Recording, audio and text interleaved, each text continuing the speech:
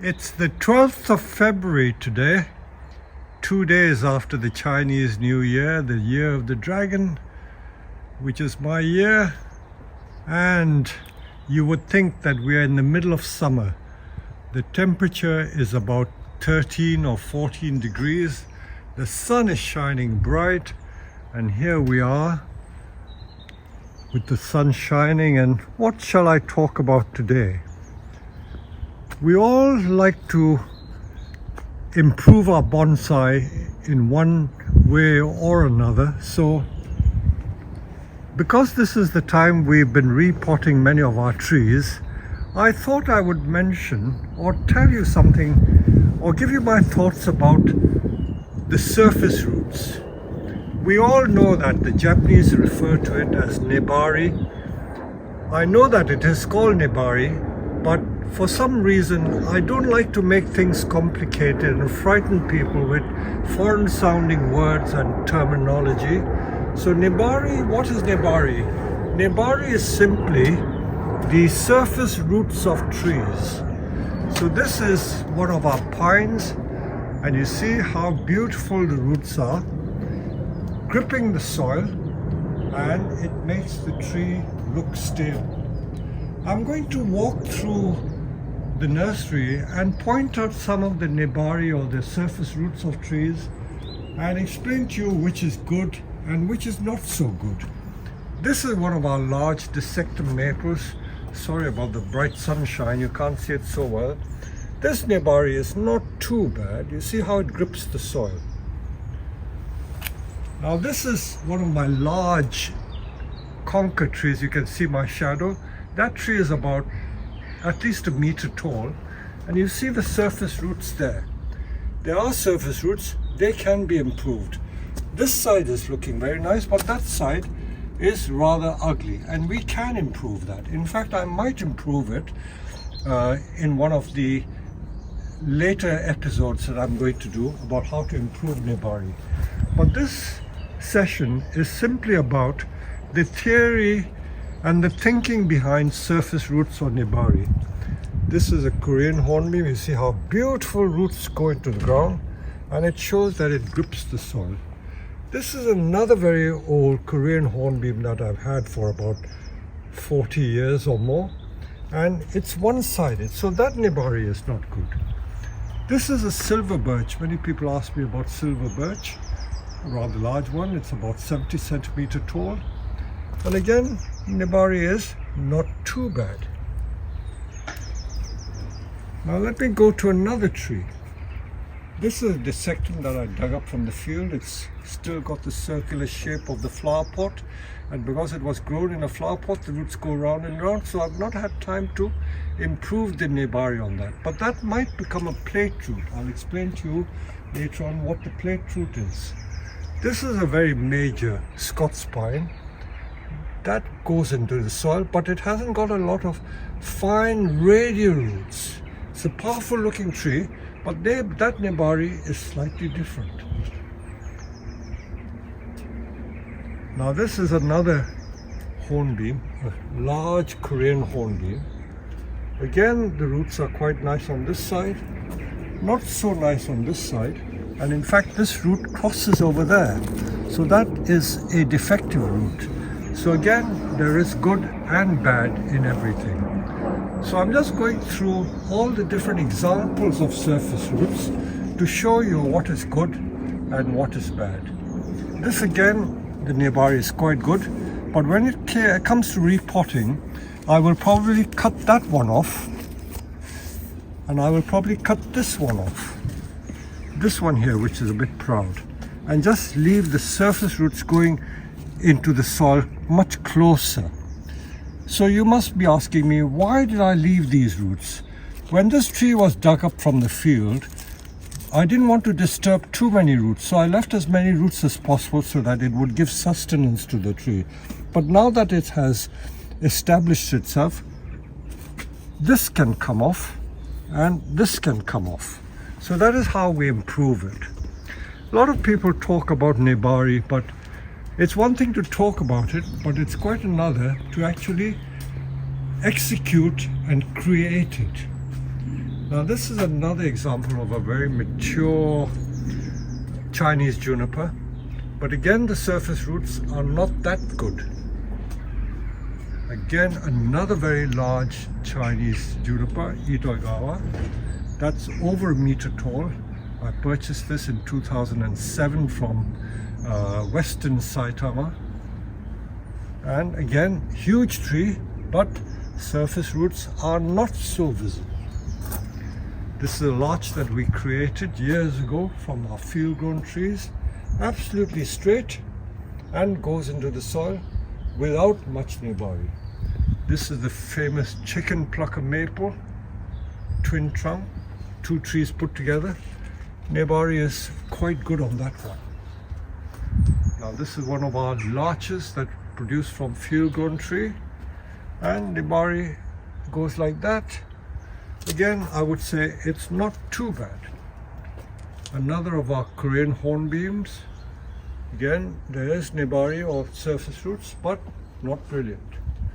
One of our collected Scots pines from years ago, and surface roots there is not too bad.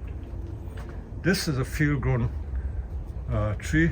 In fact, it's a field maple that I produced back in 1980 from a garden center tree. It was a tall standard tree, and I tore the tree into two pieces, and this is the left side of that same tree, and it has grown over the years. So this would be more than 40 years old, I would say, in the training, but the tree itself would be about maybe 50 or 60 years old. And you look at the powerful roots there. That is powerful. And most of this hollow is natural. This was a very thick root, which I carved in the middle to make it look thinner. And this continues to rot. So this forms a very, very powerful Nebari. You look at it from every side, you will see the detail of the roots. You see how that one goes in. I'm going to talk about how these sort of features are created, because they are artificially made. I'm just going to continue walking around and show you some of these examples. This is a larch which is almost leaning to the side, and I'm very fond of it. When it comes into leaf, it's really beautiful. And the roots there grip the soil and helps to support the tree.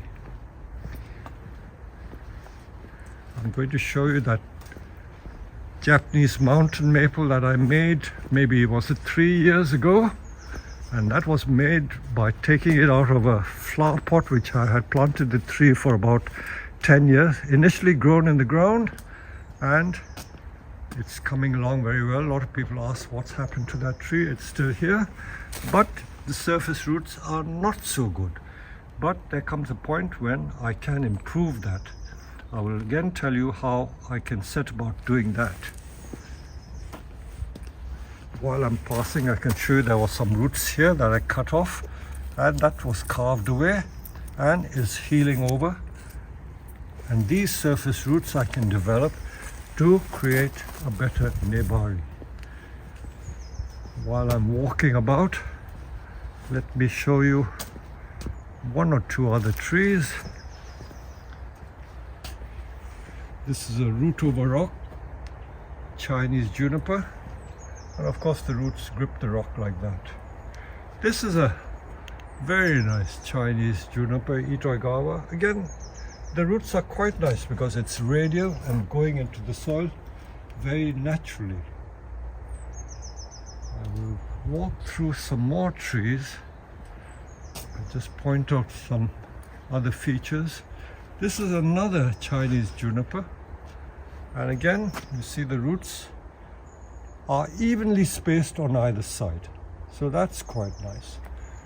This is another Itoigawa, huge one, and that's rather one-sided, but it hasn't got a lot of radial root. Yet another Itoigawa which came out of a round pot, but I think I need to pot it deeper, and hopefully it'll produce more surface roots all over the pot. So this came out of a circular pot, hence the roots are concentrated there. Let me now walk to a large mountain maple that I have. Again, a tree that was created by digging up them from the soil, from the ground. So this is a huge tree. Look at that. That Nebari is developing extremely well. Sorry about the sunshine, it's so bright that I can't film into the sun, but you can see the roots, how it goes in. Okay, I'm now going to show you the next mountain maple. This again was created from a field-grown tree from our field, one of our huge trees, maybe dug up from the field in the mid-1990s, about 30 years ago, and it has become a very credible tree, over 1 meter tall, and the base is at least 2 foot wide, at least 2 foot wide. And this is the thing that I have been very fond of doing. This was a very thick root, almost like 3 inches in diameter, can you imagine? And I carved that root down the middle to make one thick root look like 2 thin roots. So this is what I do when I get a situation where you get one thick root and you carve it down the center to make it look thin. So that was what was done to the left hand side. To the right hand side, that Nebari is beautiful, and look how that is growing. This hasn't been repotted for about 2 or 3 years. Talking of Nebari, I always like to tell people why we talk about having powerful looking roots. The roots on a tree perform 2 functions. The first function is take up nutrients from the soil, so it takes up water and nutrients, and also the roots breathe air, by the way. So that's the botanical function of the roots. The other function is a physical one, in that it supports the tree. Many people will know that you have a taproot, which in bonsai we don't really need. The taproot goes down as the tree gets taller and taller. So the taproot is the balancing factor for the height of the tree. So as the tree grows taller, you need something to stabilize the tree, to prevent it from being blown over. So that's why the taproot is there. I always used to use the analogy of a telegraph post. Here we have quite a lot of telegraph posts on our nursery, which we use for supporting various structures, and this is one of our telegraph poles which goes into a ground. So if you produce a bonsai without any good Nebari, we always call it a telegraph pole. That is the analogy we use. So it seems to be a derogatory expression, but in fact that is what it is. So for instance, this juniper, the Nebari is not very prominent. It just goes into the ground. So that is what I would call a telegraph pole. So from what I have been talking about so far, you will realize that Nebari is not a 7-day wonder. It is a long process. It takes years and years to develop good Nebari. This is a forsythia, huge one, and this one you can see, put my hand next to it, it is every bit 15 to 18 inches across. And some of these thick roots, I did it only the other day with a chainsaw. I carved a groove in here to make that thick root look thinner. So one thick piece becomes 2 thin pieces. So that is a common way of doing very thick roots. Now this one doesn't look too bad because the texture looks nice, but this could also do with carving down the middle. I'm now going to walk into the back greenhouse because last week we did a lot of repotting, and while we were doing repotting, we took the opportunity to expose the roots and create better Nebari. So again, before I go into the greenhouse, I'll show you this, another example of powerful Nebari on this twin trunk maple. Again, one of our garden trees, because we have so many maples in the field. This is what has been created over the years. See, this is also another one with rather weird root, but some people like it. This is also weird, but I haven't the heart to take off that back root because this tree didn't have enough roots, so I left some roots there to sustain the tree. Another example, this is a field maple. I've left some root. The root on the left looks rather ugly, but it will come off eventually. And of course, people who buy it can also improve it themselves.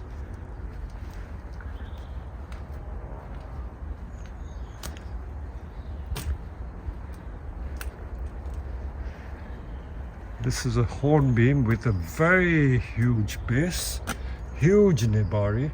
And this one again, this is a case for carving down the middle and making the roots thinner. I will in fact do some of these trees with my machining tool, either a Makita die grinder or a router, and show you how we can improve these roots. But let's talk about the theory first. Still giving you more and more examples of the good, the bad and the indifferent. Now we're going to walk into the back greenhouse, and on the way, these are the tried maples that have been growing over the years. Look at that Nebari. That is an example of good Nebari. But again, we can improve it by carving down the middle of that one to make that thinner.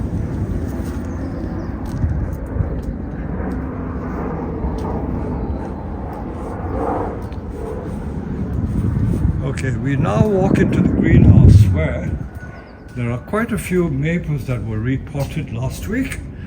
And these are all the major maples that we have. And you look at the Nebari of that one. That's quite nice. And this one was an imported tree from Japan back in the 1990s. I've never liked to sell this tree because it's rather unusual. It is a raft because the two trees are connected by a root there. So this is one and the same tree connected at the base. And look at this. This is almost like a turtle back. This is a turtle back because it resembles the back of a turtle or tortoise. And that is how it goes in. And you can see how the surface roots are appearing now. At the time of repotting, we scrape away the soil and show more of the roots. This is a very major mountain maple group that again I've had for over 30 years. And look at the Nebari on that one. Where the trees have died, it's formed a hollow. And that is the Nebari. Look at it, absolutely stunning.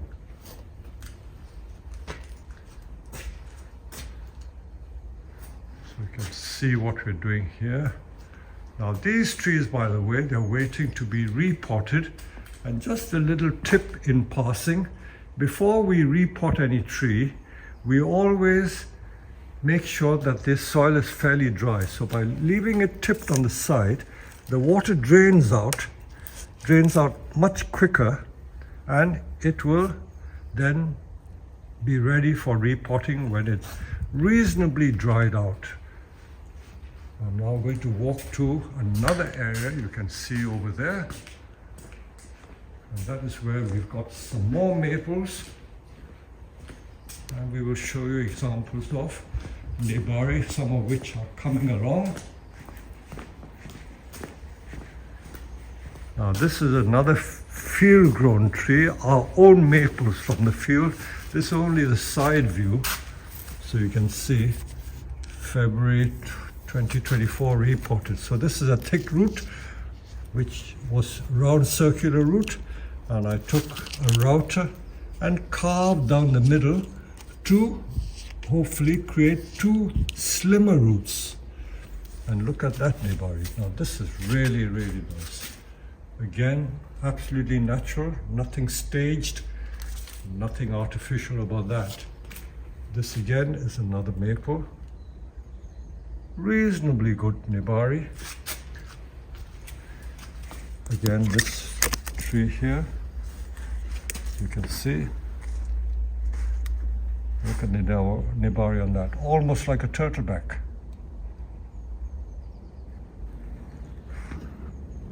Give you a better view.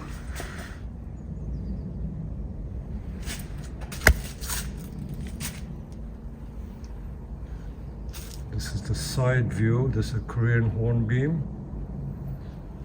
And that tree, again, that's an example of a turtleback. This is an imported maple from the 1990s. And look at that Nebari there. This tree is huge. The Nebari is more than 12 inches across. And these trident maples, of course, are trees that I've been training for the last 30 years. And you can see how the Nebari is forming on them. I think I've always told you the story. Back in 1993, I purchased about 50 of these trident maples, and they were only like 4-inch diameter, 3 to 4 inch diameter thin trunks. They are now 12 to 15 inches in Nebari.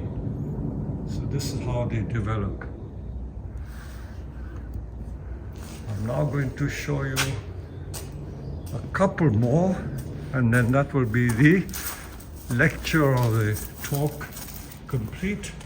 This is another day shoujo, and at the time of repotting we have exposed the roots even more, because while they grow during the year, the moss grows over it, the soil keeps being added to the top, so you tend to lose it. But at the time of repotting, we take the trouble to scrape the old soil away to show the Nebari. So that tree was repotted only last week. This is a Zelkova from the field, 1986. I purchased 350 of them.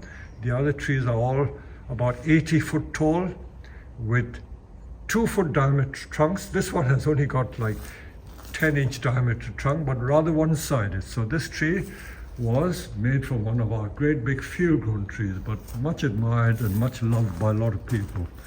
Another hornbeam. This again is Korean hornbeam. And you see how at the time of repotting, we take the trouble to scrape away the surface to show more of the roots. So when this dries out, it will blend in with the color of the rest of the roots. These are our homemade larches. Because it's a leaning tree, all the roots are this side, but it shows that it's gripping the tree. So don't forget, the whole object of the surface roots or Nebari is to show that the tree is powerful, gripping the soil so that it makes the tree look stable. If it doesn't give the impression that it's gripping the soil, then that is what we call a telegraph pole. So I hope you've enjoyed this little talk about Nebari, and I'm now going to find 1 or 2 examples to show you how we create it. So I hope you've enjoyed this. What I'm going to show you now is how to reduce single thick roots into 2 thinner looking ones. I showed you examples of ones I've done years ago. So let me show you on this thick one. This is this great big hornbeam, and these thick roots were cut off years ago, but we want them looking thinner. So the tools you can use are either a chainsaw by cutting down the groove. These mini chainsaws are pretty safe to use, unlike these great big powerful petrol chainsaws. This is an electric mini one, and you can do it in whatever way you wish. But first of all, let me just cut it down a little more.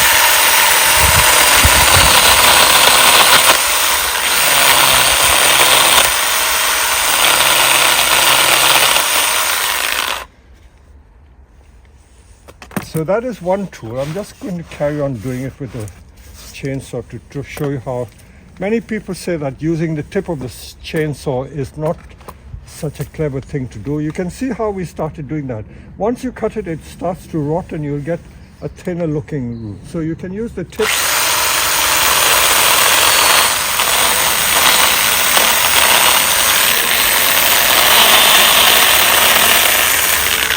So you can see how that thick circular bit has been pared down, and once this heals over, it'll appear to be like 2 thin roots.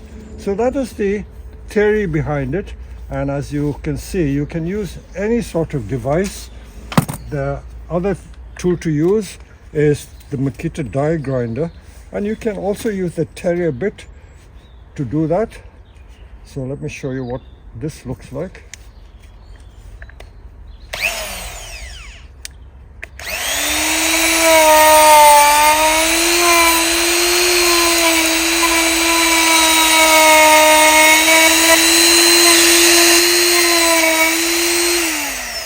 So this tool is also very good. So that is how we pared that thick one down. And on the same tree again, if I wanted to make this thick one look thinner, I will follow the progress of this. This is also very thick. So this I will also thin down so that it doesn't look so cumbersome and heavy. So there are always tricks and little, devices you can use to make the trees look more interesting. So let me see how I can improve this one.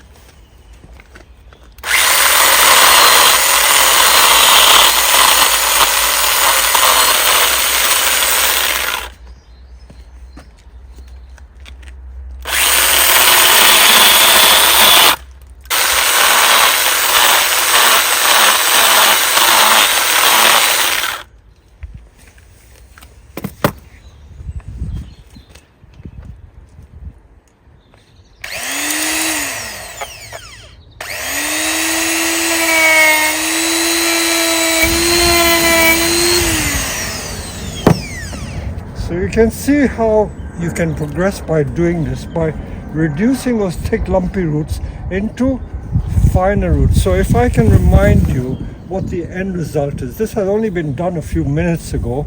Let's go to this other tree, remind you of what the end result is like. As I told you, we have been doing this for the last 30 or 40 years. So this again was one thick, massive root, thick like that, circular root. And by carving it down, you see the appearance of two smaller roots emerges. So that looks much better than a big lumpy root like that. So that is the end object of using that technique. And that technique always works. And wherever you go on the nursery, you'll find examples of lists that we've done. So that is one little tip on how to improve thick looking roots in order to improve the Nebari.